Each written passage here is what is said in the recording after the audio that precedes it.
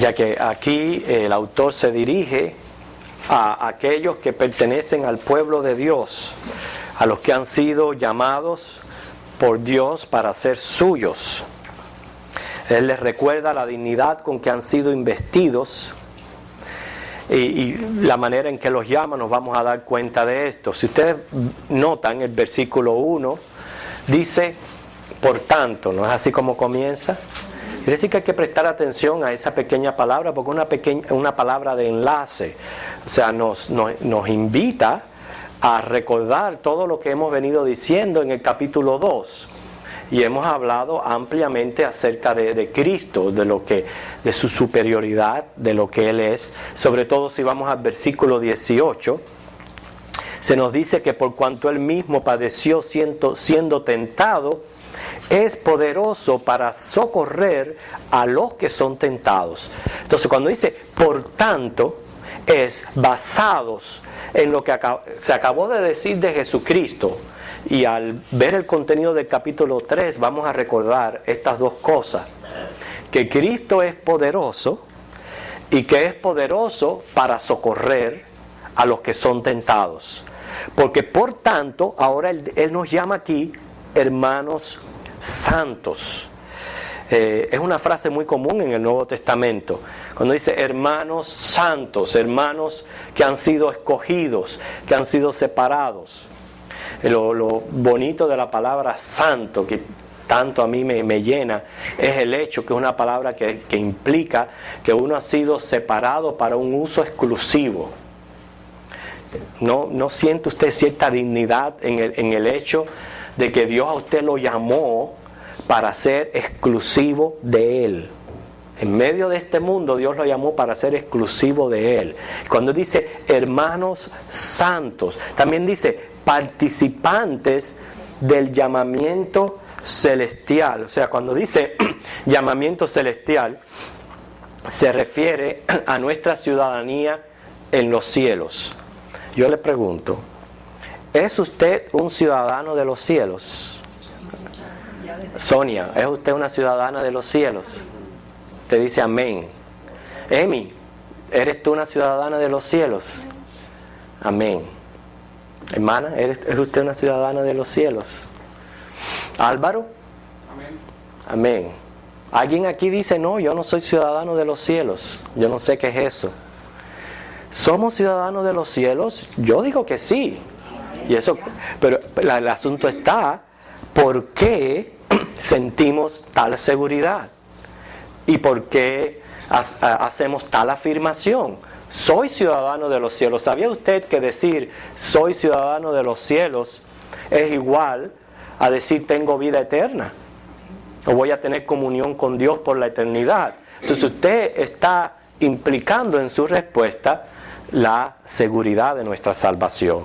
Esto es bien importante para lo que vamos a seguir leyendo en adelante.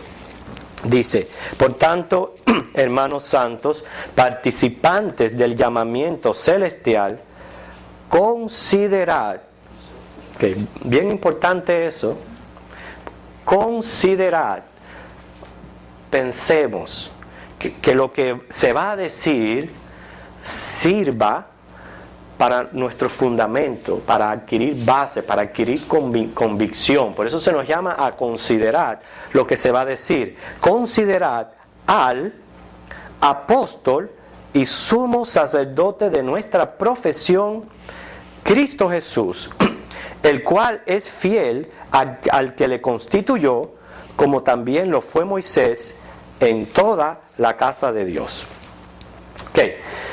Aquí se está describiendo los dos roles de Cristo como apóstol y sumo sacerdote. O sea, como el que se presenta como el representante de Dios entre los hombres.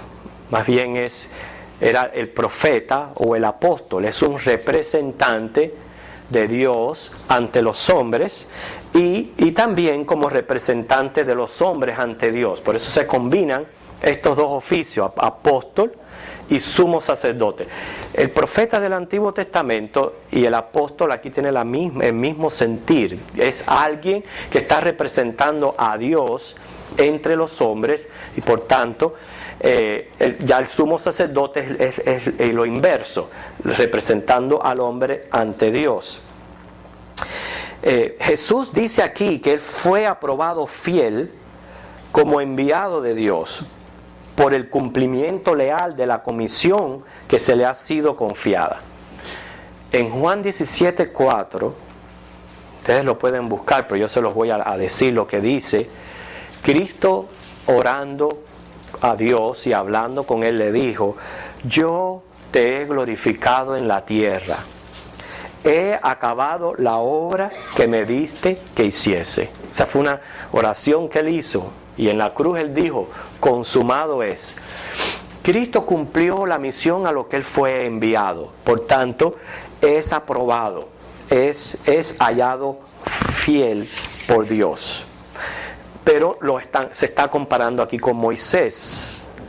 ¿Por qué se compara con Moisés?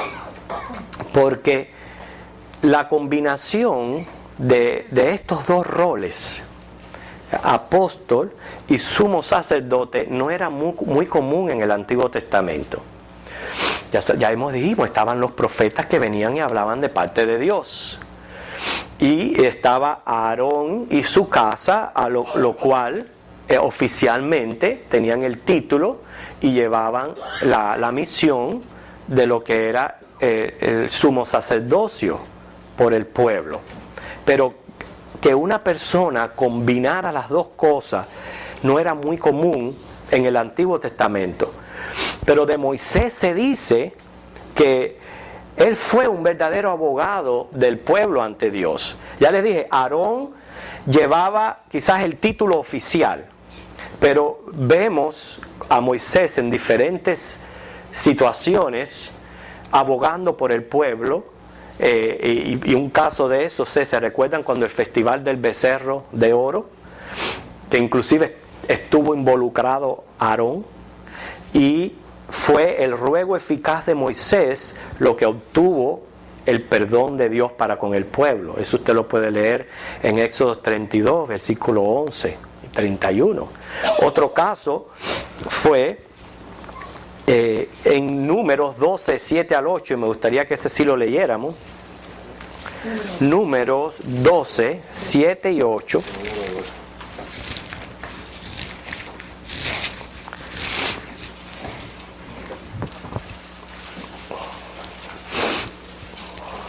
Moisés fue reconocido por Dios como mayordomo principal sobre su casa y cumplía, dice, su misión con fidelidad. Fueron muchas las veces que Moisés abogó por su pueblo ante Dios.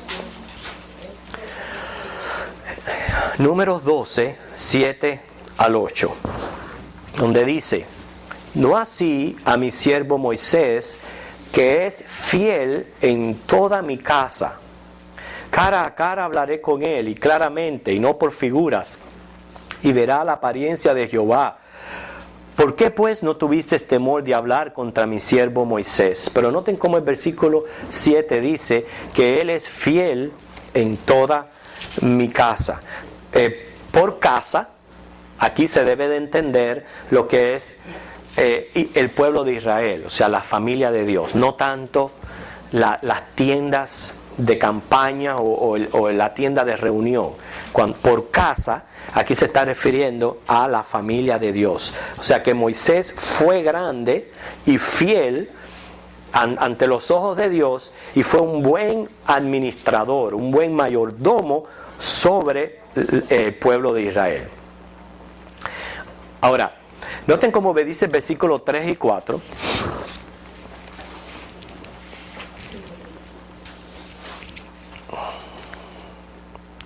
Porque ya no leímos el 2, pero dice, es para corroborar la aclaración que acabamos de hacer acerca de Moisés, que dice: el cual es fiel al que lo constituyó, como también lo fue Moisés en toda la casa de Dios. Y vimos los ejemplos de la fidelidad de Dios en cuanto a cómo él administró el pueblo de Israel. Dice el 3 ahora: porque de tanto mayor gloria que Moisés es estimado digno cuanto tiene mayor honra que la casa el que la hizo. Porque toda casa es hecha por alguno, pero el que hizo todas las cosas es Dios. Y Moisés, a la verdad, fue fiel en toda la casa de Dios, como siervo, para testimonio de lo que se iba a decir. Pero Cristo, como hijo sobre su casa, la cual casa somos nosotros, si retenemos firme hasta el fin la confianza y el gloriarnos en la esperanza. Hablar de Moisés era importante para los lectores hebreos. Moisés siempre fue una figura muy reconocida en el judaísmo.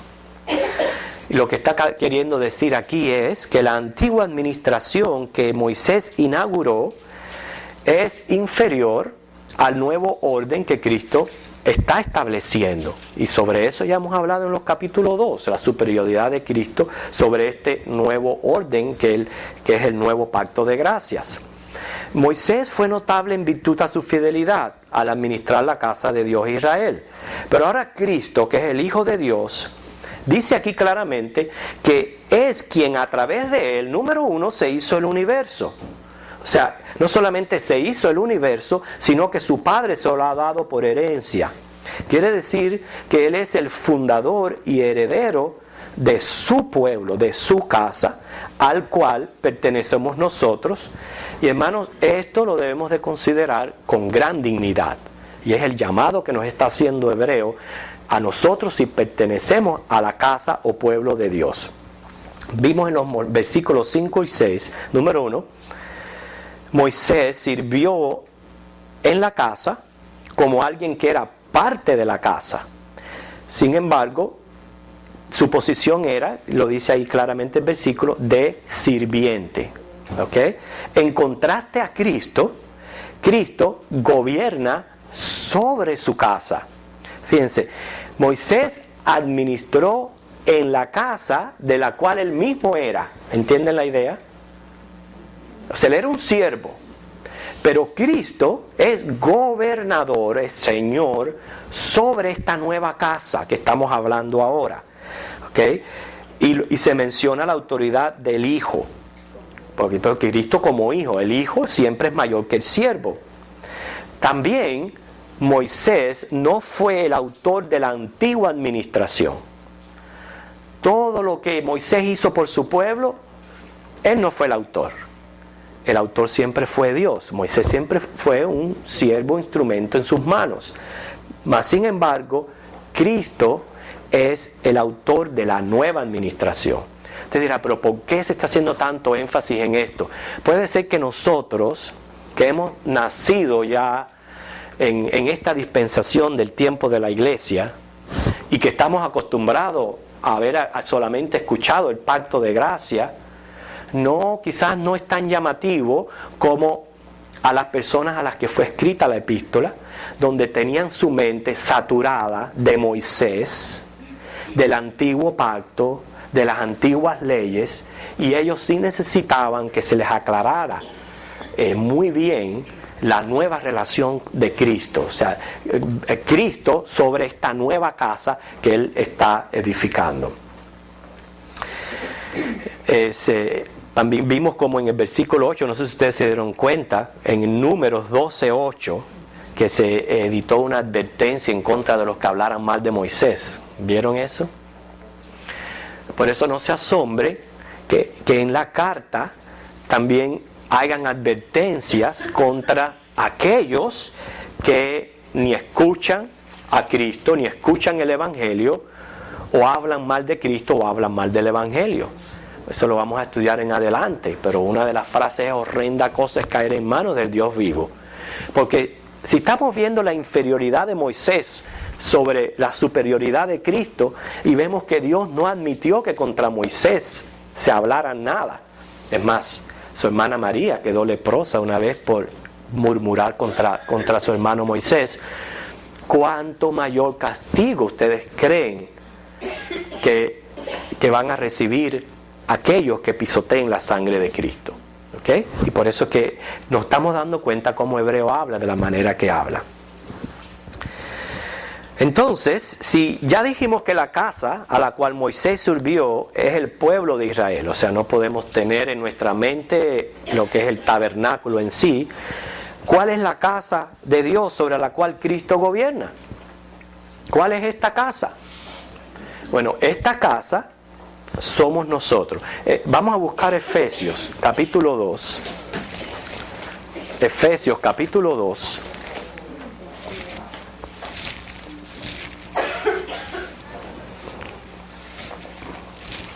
Miren qué bonita esta porción de la palabra, los versículos del 11 al 22.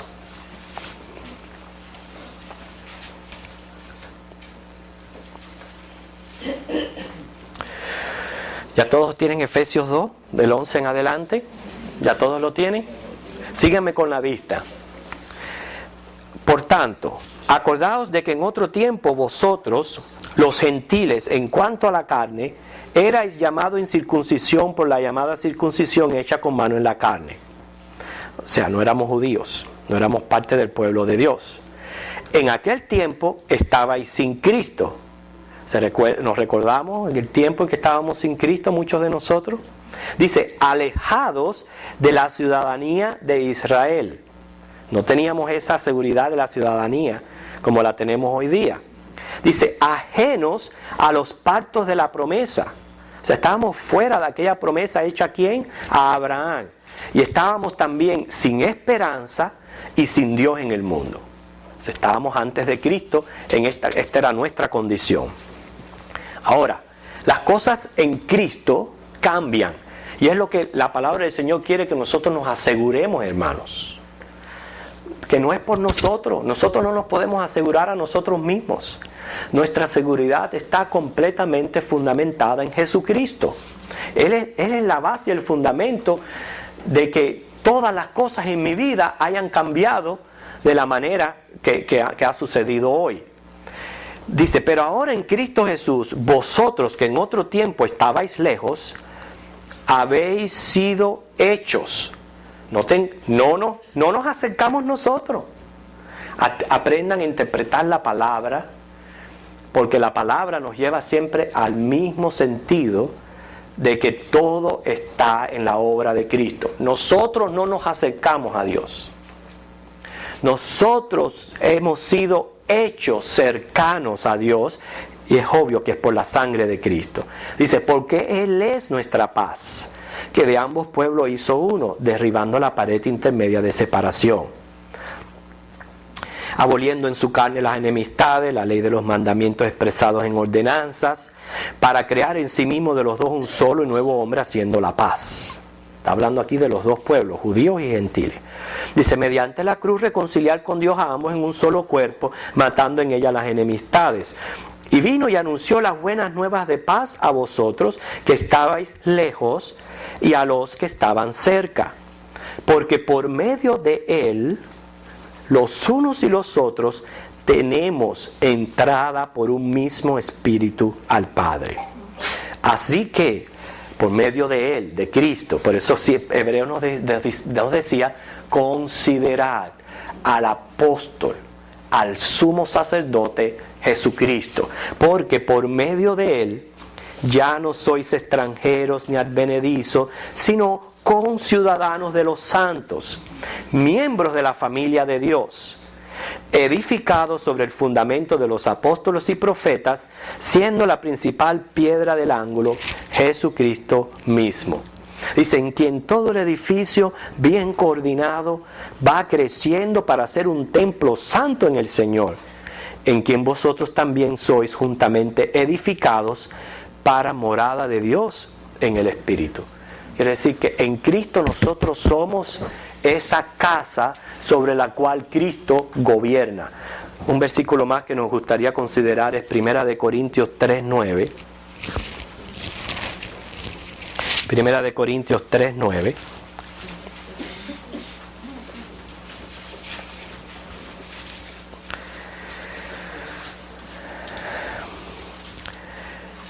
Porque nosotros somos colaboradores de Dios y vosotros sois labranza de Dios, edificio de Dios.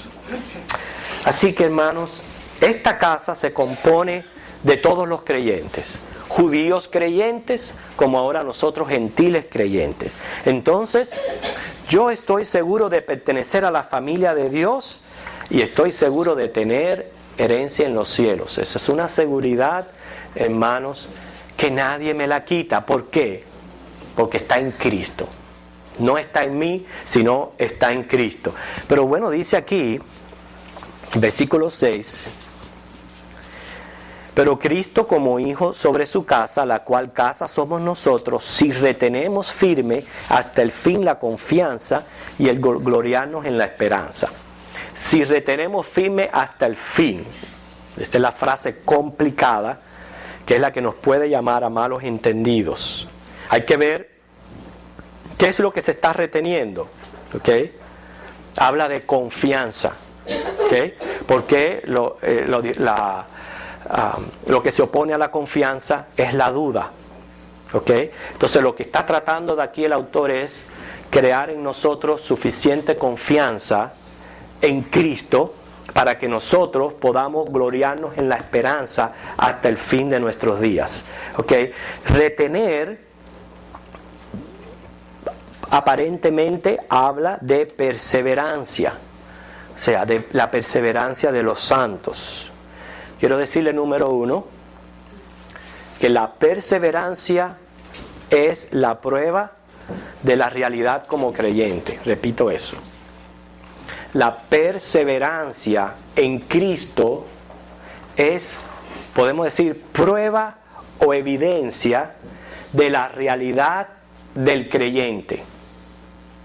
En otras palabras, no quiere, el que persevera es porque es salvo y persevera, sobre todo ayudado por el poder de Dios, sin el cual no pudiera perseverar el creyente.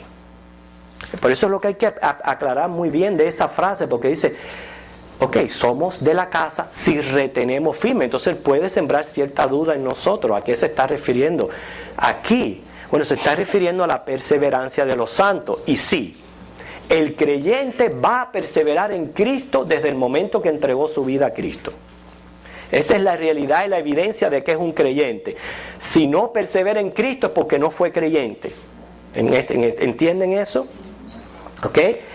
Porque una de nuestras realidades es que si perseveramos en Cristo, perseveramos, pero por su poder. Hermano, esto es lo que hace que nuestra seguridad sea más firme todavía. Porque si se nos dejara a nosotros, pobrecito de nosotros, en nosotros hay suficiente carnalidad, hay suficientes debilidades y flaquezas como para que caigamos, pero así. Quiere decir que, como dice Primera de Pedro 1.5, y busquen ese pasaje que es muy importante, Primera de Pedro 1.5,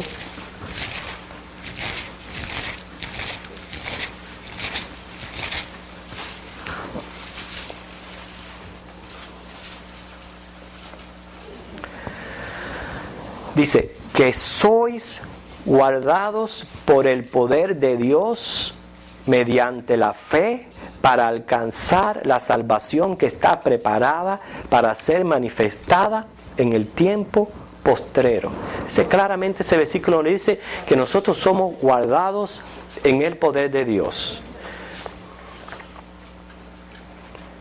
Ustedes saben que cuando Jesús se estaba despidiendo de sus discípulos, quizás vio cierto temor o preocupación en ellos. Estaban preocupados por lo que iba a pasar con ellos después que Cristo procediera a la cruz. Y fue cuando el Señor los consoló y les dijo, yo no los voy a dejar huérfanos. Yo les voy a mandar, como dice Pascual, el otro, el Consolador. Y va a estar con ustedes hasta el fin del mundo. ¿No se lo dijo o no? ¿Por qué se está mandando al Consolador? Porque lo necesitamos. Porque sin el Consolador, ninguno de nosotros pudiera, hermanos, mantener su fe y mantener firme en lo que estamos nosotros. Si se nos quita el Espíritu Santo, caemos así como cuando cae una fruta cuando ya está podrida. Quiere decir que en el poder de Dios somos preservados y a la vez nosotros perseveramos porque va a ser algo natural de la nueva naturaleza que hemos adquirido de Dios. Porque se nos da la nueva naturaleza para nosotros poder perseverar en Cristo, pero a la vez somos ayudados a perseverar por el poder de Dios. Somos guardados en Él. Eso es lo que nos hace a nosotros retener firme la confianza hasta el fin. Ahora, ¿qué pasa con muchos? Que muchos comienzan a pensar, oh, esto no es posible. No es posible que sea así, porque todas estas personas que han aceptado a Cristo y ahora ya no están en la iglesia, ¿cómo es posible que sean salvos? ¿Quién está afirmando si esas personas son salvas o no? Si al fin y al cabo esa convicción es algo, lo he repetido otras veces, muy personal. Nadie puede decir si otra persona es salva o no. Repito, el testimonio que nos dan los apóstatas no puede confundirnos a nosotros en nuestra firmeza y seguridad que tenemos en Cristo.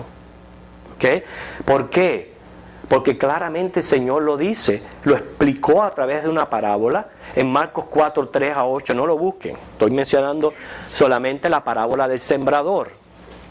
El Señor ahí nos explicó a través de esa parábola el Evangelio y el efecto del Evangelio en que en diferentes terrenos, o sea, diferentes corazones en que la palabra iba a caer. Y habló que una parte de una semilla iba a caer junto al camino. Inclusive avanza un poquito más entre pedregales, otras entre espinos. Y de acuerdo a donde iba la semilla cayendo, inclusive hubieron plantas que hasta germinaron. Se vieron germinar, pero que tarde o temprano no dieron fruto. Pero dice que la semilla que cayó en buena tierra da a fruto a 100%. Entonces Cristo nos explicó en la parábola aquí que no nos confundamos. El Evangelio va a ser sembrado, va a ser lanzado, va a caer en diferentes terrenos y corazones, entrar por diferentes oídos, pero va a germinar de acuerdo a la voluntad de Dios. En los escogidos va a dar fruto. En el que no, hermano, no va a dar fruto. Pero todo es obra de Dios. Como dice, para que Él se gloríe. Para que no sea por buenas obras, para que Él se gloríe. O sea, que ¿quién nos hace perseverar? El poder de Dios. Un versículo más. Juan 10, 27 al 30. Juan 10, 27 al 30.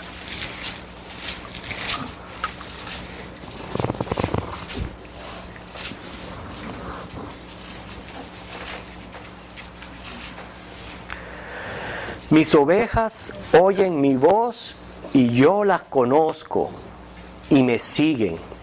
Y yo les doy vida eterna y no perecerán jamás, ni nadie las arrebatará de mi mano.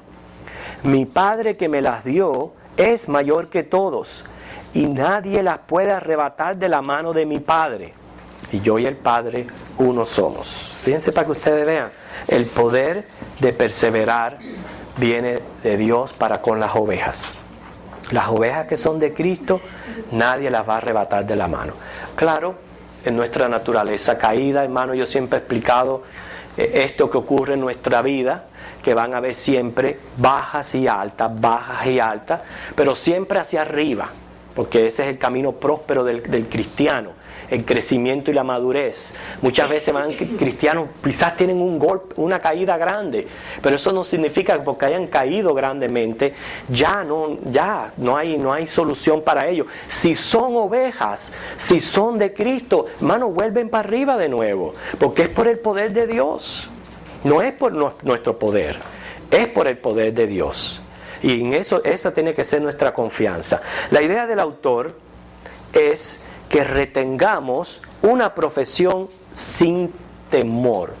No podemos vivir con ese temor ¿Qué va a pasar conmigo mañana? Por eso yo les pregunté, ¿es usted ciudadano? Todo el mundo, la mayoría dijeron que sí. Pero usted se imagina que usted le diga, ¿es usted un ciudadano de la patria celestial? Yo no sé. Estoy confundido, puede ser que sí, pero la verdad que no sé. Usted sabe que usted está diciendo que el apóstol y sumo sacerdote de la casa de la cual usted está siendo edificada no sirve.